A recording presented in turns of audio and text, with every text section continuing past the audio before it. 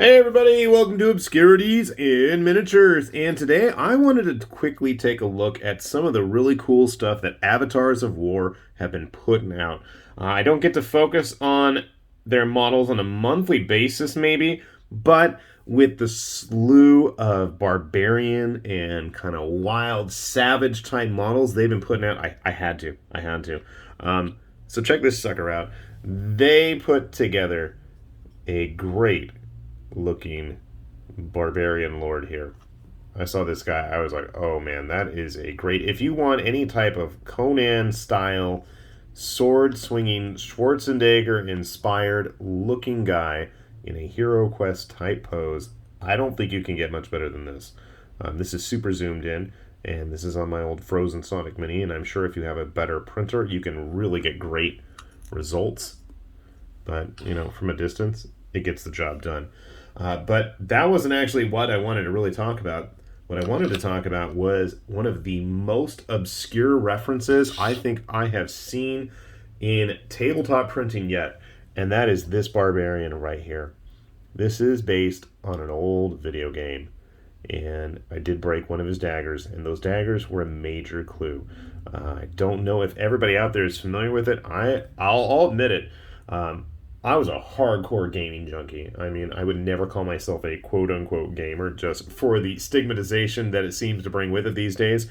But, I mean, like I've mentioned before, like all the old RPGs and stuff, especially on the consoles and stuff, I played it and I knew it and I knew who designed those games. And I was all up into that knowledge. This is totally based on Black Tiger from Capcom, the precursor to Magic Sword and a lot of their other fantasy side-scrolling adventure slash beat-em-up action games that they put out. The daggers are the big giveaway. As you powered up Black Tiger, you used to be able to throw those, but that is absolutely the horned helmet, the Morning Star. I was like, oh my god. When you think about it, I mean, this guy could be possibly based on Rastan, which itself was obviously based on Schwarzenegger in Conan, as it is. Some other interesting things that they put out. This model, you can actually see a version of her I painted. I painted the old metal one. It's on Daka somewhere in one of the galleries. I've got thousands of pictures up there probably. I haven't posted anything in a while, but I probably should fix that. I won't because I just stick everything on Instagram these days. Funny enough, she has become a bit more modest than she was originally. The original sculpt, she did not have a top on, but she seems to have gained one and still does fit on a 30mm base. She feels taller though. I always dug this model. She looked cool, and I used her in a Song of Blades and Heroes warband. We seemed to always have her roll really well, so we always decided that she was distracting the men with her chest, and that was why she scored so well in combat. Some of the other new barbarians, I dug this. This is supposed to be like a barbarian chiefess, and they had a version of her without the wolf skull, but I thought that was way cooler. We needed to put that on there. I dig the big bone nail hammer thing as well. In addition to that, we had another huntress type model here. Mohawked, scarred, clawed, javelined. I don't know why everything's ending in the past tense, but another fun model. So, bunch of barbarians, but barbarians need, worthy adversaries, right? Well, thankfully, Avatars of War have been churning out, in addition to barbarians, all sorts of beastmen and things that go along those lines. And they had this Beastman Lord of Wrath. And I gotta say, this was impressive. Just not only the fancy getup, with some semi-recognizable but not obvious iconography there. It's not exactly the same, which obviously we don't want to get them in trouble, but it's close enough in my opinion. And he's got like a decapitated Bretonian looking knight that he's standing on top of there. You can kind of see his facial features, but just big, impressive Beastman. Really dug this. And speaking of Beastmen, now that One Page Rules has started to put out their Beastmen, if you want some non-goat version guys, shout out to OPR there. But funny enough, Avatars of War actually, they put out a set of 3 different Beastmen lords. They had a Lord of Decay, a Lord of Wrath, and a Lord of Pleasure or something. So they had another Beastman with a pig head, and then they had another one with a bull head, more in line with, the Slaanesh Keeper of Secrets. except much more this size. So that was kind of cool. In addition to that, they had a bunch of undead modular Beastmen bodies. If you want something really different, can't say I've seen a whole lot of those. So I'm always for something new and different. But one of the crowning achievements, I thought, because I loved the metal ones, Avatars of War have also started to put out some really impressive minotaurs. I dug this. So just the detail on this guy. There's a lot going on. The hands were modular. You could print him with or without them. However, there was another Minotaur Lord that they put out. I want to say the hands are modular. Who knows? We might see some more.